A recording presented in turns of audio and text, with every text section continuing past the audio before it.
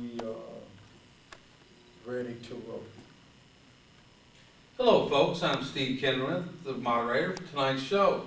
As you know, this show is being taped for YouTube, so thank you for coming out tonight to allow Daniel Cobble to discuss his September 11, 2011 letter to President Obama that asked Obama to re-implement Bill Clinton's economic policy of the 1990s of setting competitive interest rates to help rebuild our economy.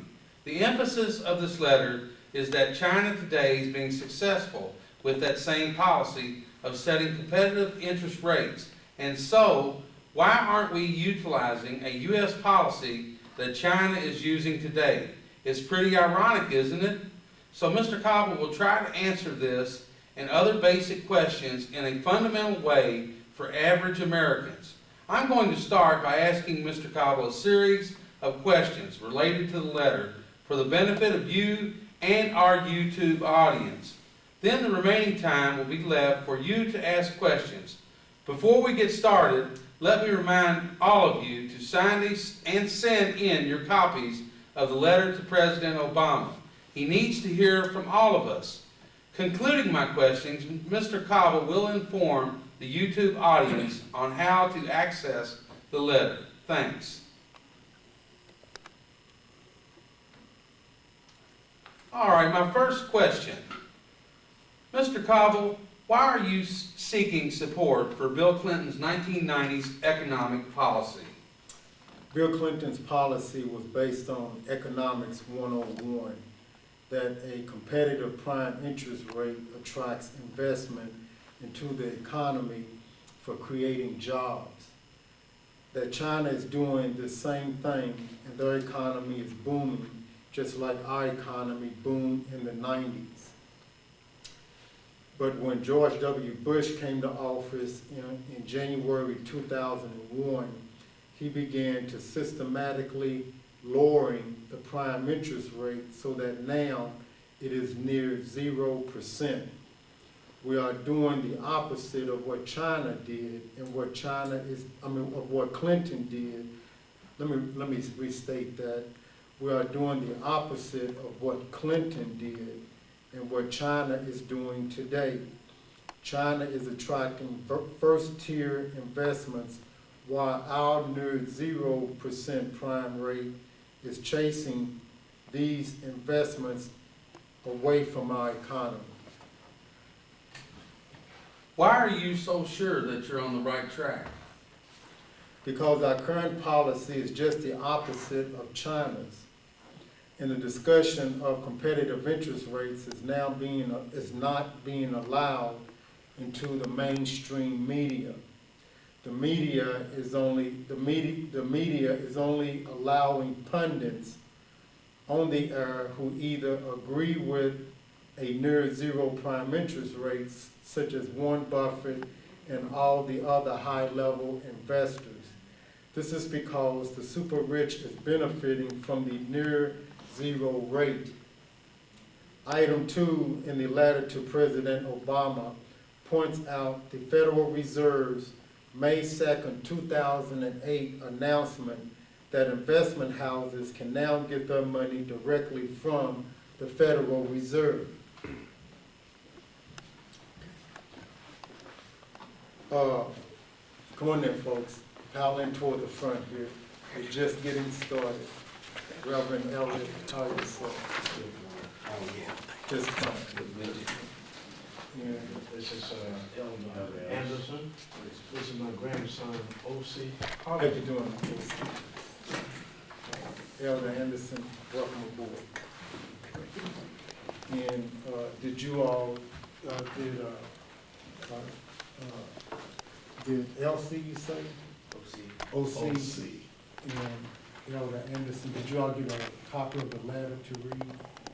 Actually, they did not. I'm sorry for that, Okay. brother, but I did not get that to them. In fact, I had some difficulty putting it up Really? myself, and I was supposed to call you that you could fax it to me. But I was thinking I put it in the ASI file, and when I got home, looked in the ESF file, ESI file, but I didn't see it. Okay, okay. Well, I guess that's water under the bridge now. Sure. And fine, let me get a, you can keep that rolling. Let me get a copy of the letter. You give people a copy of the letter right here when they come in. Okay.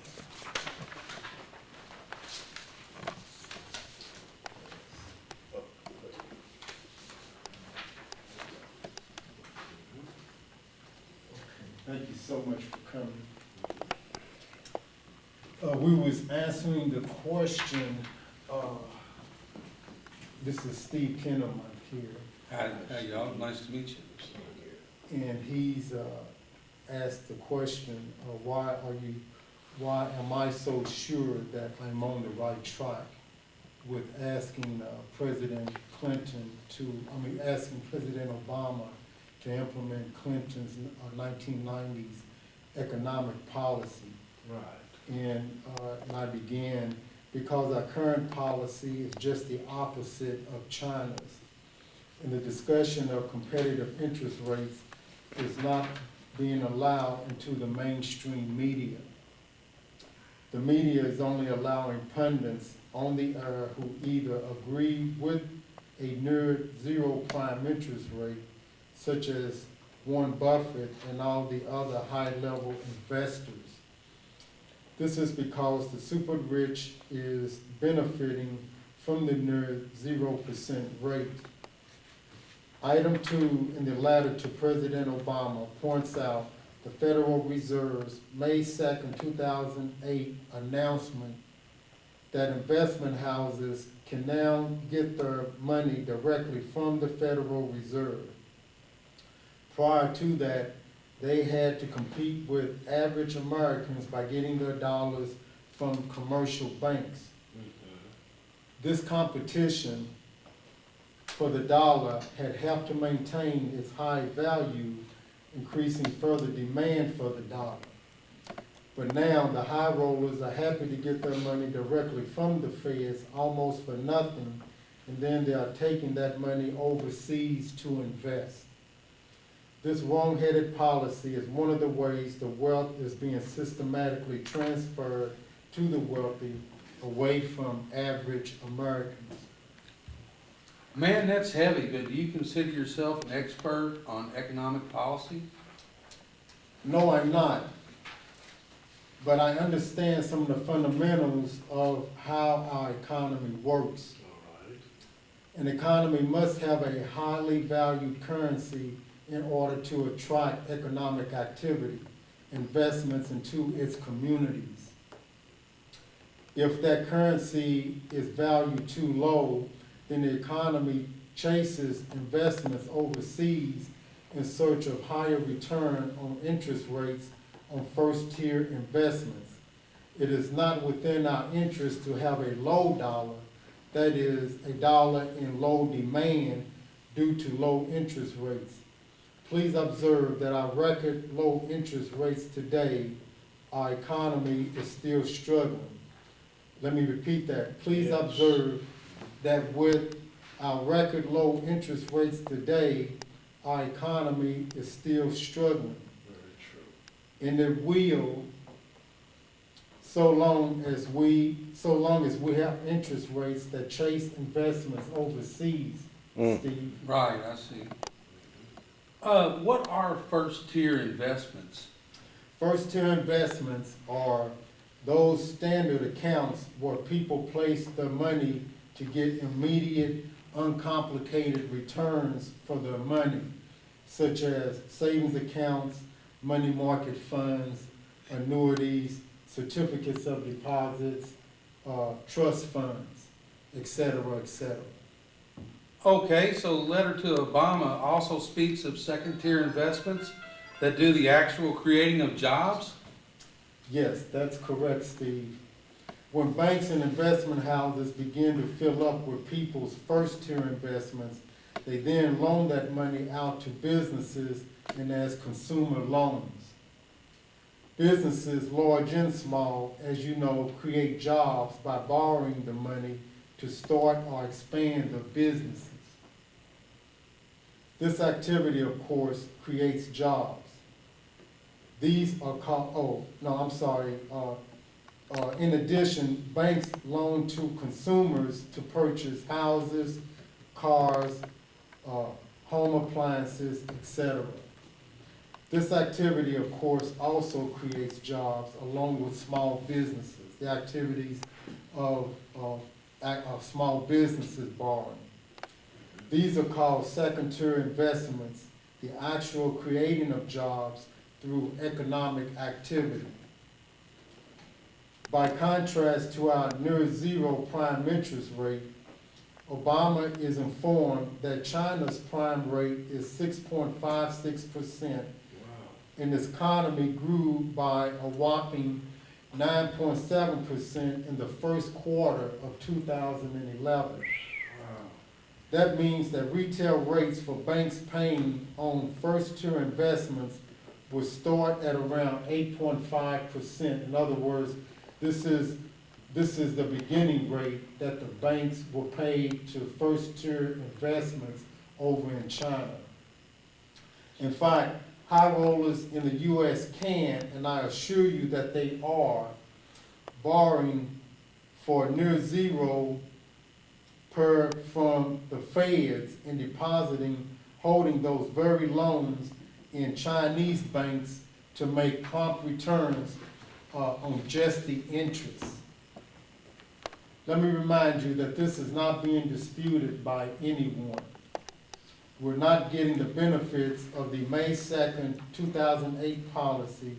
Our economy is losing. So then why do you think our government is allowing the low interest rates, the low dollar? Do you feel that there's an international plan to suppress the U.S. economy? International plan, you mean an international or intentional? Intentional plan to suppress the U.S. economy? Would you restate that question for me? Okay. So then why do you think our government is allowing the low interest rates, the low dollar? Do you feel there's an intentional plan to suppress the U.S. economy? No, I don't like to entertain that scary thought, Steve. Okay. However, as I demonstrated, the super rich and corporations are greatly benefiting from the low rates, but not the U.S. economy. Allowing the super rich to get money for virtually free from the feds and then buying up property with it, such as the letter points out, how Warren Buffett purchased CSX Railroad and Geico Insurance at virtually no interest rates, at virtually no interest on those loans. I have video of Warren Buffett's partnering companies acknowledging the interest-free loan for the purchase of CSX Railroad.